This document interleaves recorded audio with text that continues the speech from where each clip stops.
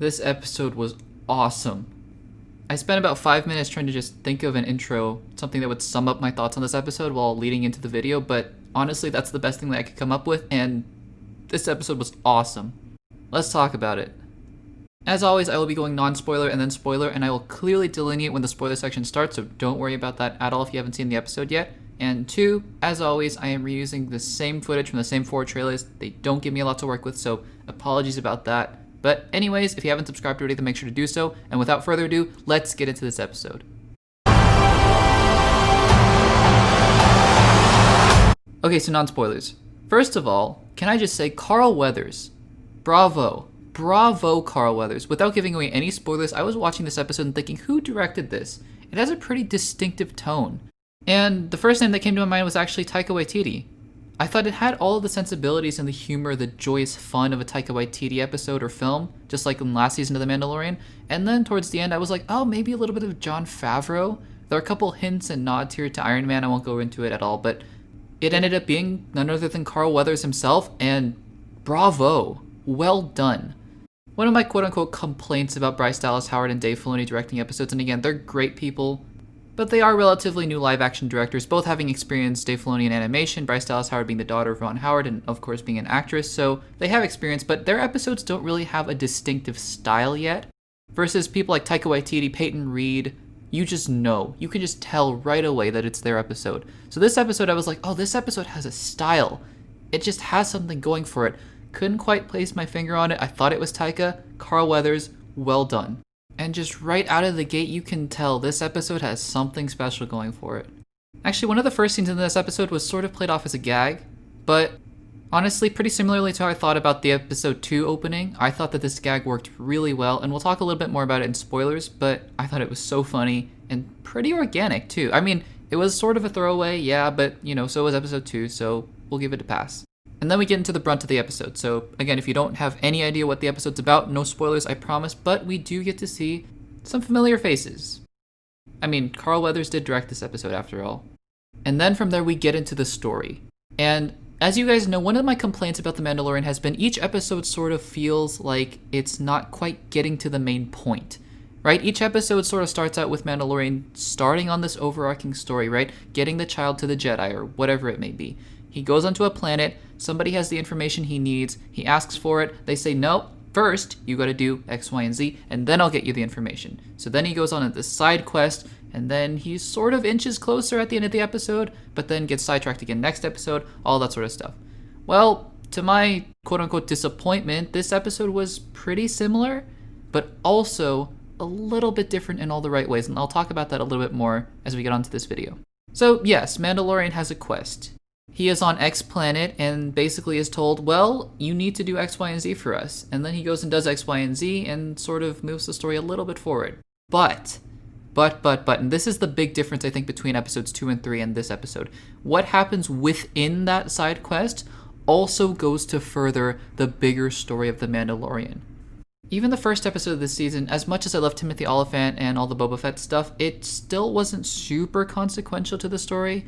But this episode, within that side quest, at the beginning I went, please just have some significance. And oh my goodness, this episode is important. See, that's all I ask out of these quote-unquote filler segments. I know they're not exactly filler and they're really enjoyable in themselves, but what I ask is at least something in there either reveal something significant about the characters or reveal something significant about the plot. That way you can have these really fun side adventures that begin to slowly push the story forward, so then it can culminate in a really satisfying way at the end. That's what I wanted, and a large part of this episode was dedicated to that same ideal. So great. So great. And I mean, obviously, a lot of those twists and turns I can't talk about right here, but I will say that they did feel organic. And I did maybe potentially get a couple theories right that I had at the beginning. We'll talk about those in just a second, but overall, some really, really interesting ideas for the main story going forward. I think last episode sort of started to hint at the larger story with Bo-Katan and the Darksaber with Moff Gideon. This episode just pushed the envelope wide open, and now I'm so excited for how the season's gonna go. And on top of that, the action was so Star Wars. It felt so organic. You got to see a lot of great vehicles and chases and blaster fights. Just all the things you love about Star Wars are in this episode. a great central story, some great characters, some great action, some fun humor, and just a feel-good episode at the end of the day. And honestly, I think this is the best use of Baby Yoda out of any of the episodes thus far. Just my personal opinion, but I loved all of the scenes that Baby Yoda was in. So, well done on that. Overall, guys, this episode, while yes, may have been sort of a side quest, also revealed a ton about the story. And you guys know I love story. Story is one of the biggest drawing points for me in television. Just have an overarching story, have a vision, and execute it. And it looks like they're starting to do just that. Absolutely fantastic. I wish it was even a little bit longer. Then again, about 2/3 of the way through, I checked to see how much of the episode was left, thinking it was almost done, and there was another 10 to 15 minutes left, so the episode even felt longer in a good way than it actually was.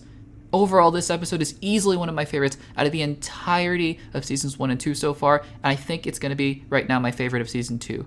What a great episode. I'm going to give Mandalorian season 2, episode 4, chapter 12, an A and a 9.3 out of 10.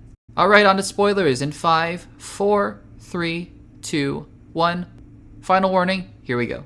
Okay, for a little bit of context here, before this season started, I was having a conversation with my friend, and one of the questions that I was floating around was, what characters, if any, from the original or sequel trilogy do you think are going to show up in this series, other than obviously the Clone Wars characters? And by that I meant a Luke, a Leia, a Palpatine, a Kylo Ren, I don't know, anybody. And when thinking about that question, my answer actually was Snoke. I thought that if any character was going to pop up out of any series, any prequel movie, sequel movie, original trilogy movie, it was going to be Snoke. And the reason was because the big emphasis about Baby Yoda last season and the little hints that we got about who he was and who he's going to be and the role that he's going to play connects to cloning. Now, it could just as easily have been Palpatine. And maybe it is Palpatine. Because as we know from the canon, the updated canon, thanks Rise of Skywalker, Palpatine has been cloning himself for a while. He has a bunch of clone bodies, I guess. So maybe this is Palpatine, but something is telling me that it's Snoke. And the reason that I say this has something to do with production timeline, so bear with me for just a second. The Mandalorian Season 1 was filmed way, way long ago. I mean, okay, maybe not a long, long time ago in a galaxy far, far away, but still a pretty decent chunk of time ago. Like, I would say 2018 or so, and by that point, The Last Jedi had just come out, and The Rise of Skywalker was being planned. From my understanding, Season 2 was filmed last year, pretty quickly after the release of Season 1. And maybe even into this year. So it's my understanding, I think, and I'm just theorizing here, that the Lucasfilm team sort of knew that Snoke was a clone by the time Mandalorian Season 1 had started.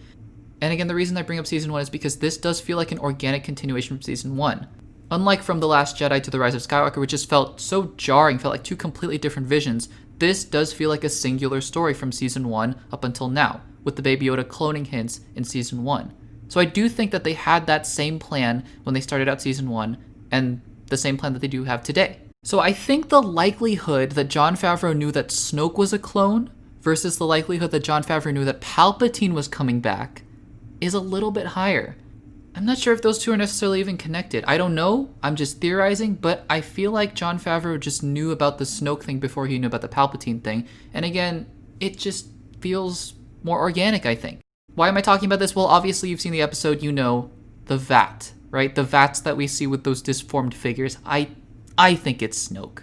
And I think that makes sense because Snoke was sort of just written out of the sequel trilogy, right? In favor of Palpatine towards the end. I don't think it makes as much sense to have Palpatine be a sort of main villain in The Mandalorian. I do think it makes a lot more sense to have Snoke be more of an overarching presence in The Mandalorian.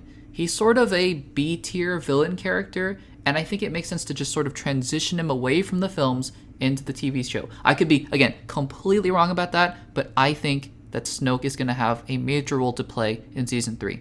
So again, now we got the Darksaber plot. Bo-Katan introduced that in last episode. Now we got the Snoke cloning plot, I guess, is what we can call it. And then we have the tracker on the Razor Crest. Now, for those of you who are paying attention, next episode is going to be directed by Dave Filoni. Giancarlo Esposito, who plays Moff Gideon, said there's going to be some lightsaber action. Let's put 2 and 2 together. I think next episode is going to be really something special. I think it's going to be fantastic. Now, before I get into some final spoilery thoughts, I wanted to share a theory that I heard online. This comes from movie reviewer, movie pundit John Campea, and he was discussing this episode and the spoiler implications of it, and he posed a theory that just about blew my mind. So what he was saying was, listen, they're probably not going to kill Baby Yoda, probably ever. That would just set the internet on fire. But they need to get the midichlorians somehow if it is Snoke, right? And I also love how they called them M-counts too, because midichlorians, ew. But anyways. Now Moff Gideon is heading to the planet where Ahsoka is, and everything after episode 6 about Ahsoka Tano is virtually unknown. She could have died at any single point. Campia points out, what if they get the midichlorians from Ahsoka, not from Baby Yoda? And this is how they send out the character. That just blew my mind. On one hand, that is an amazing theory, and it would just be such a brilliant way to tie Ahsoka into the larger story with Snoke, because now Ahsoka would be theoretically the genetic template for Snoke, right? Something like that. At the same time, that kind of broke my heart a little bit because I would love to see more of Ahsoka Tano in live action, but if we just get the one episode and it's this big grand sacrifice, you know what? I think I'm going to be okay with it.